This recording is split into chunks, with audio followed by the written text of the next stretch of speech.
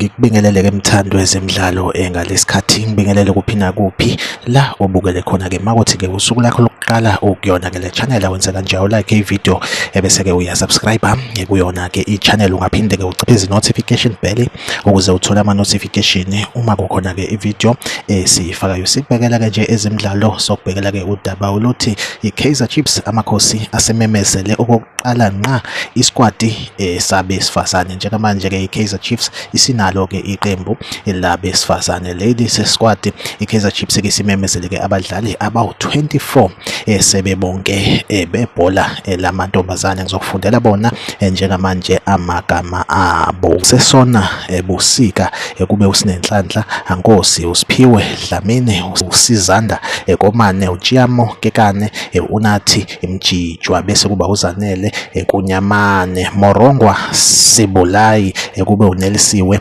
Mchunu, Kamogelenge Take, kube uNomfundo Ndawunge, kube uNonhlanhla Machi, uLerato Mkwena, uLumka Qhekeka, kube uMamelo Makhabane, Matombane Mashuki, kube uMeka Rademeya, kube uBoitumelo Mukwena, kube uBonhle Sebila, kube futhi uBonhle Khanye, kube uKatleko Mohafe, kube uYoluka Mtshawe, kube uLerato Makhanya, kanjalo ke noLikhanya Mavumengwane. Ibona ke abadlali ke beKaizer Chiefs beqembu labesifazane ke abawu-24 kusho ukuthi ke njengamanje kusukela manje iKaizer Chiefs isinayo ke iclub yabantu ke besifazane. Like ivideo, subscribe kuyona ke i-channel. Mina nawe asihlangabezane kwivideo elandelayo, nisale kahle.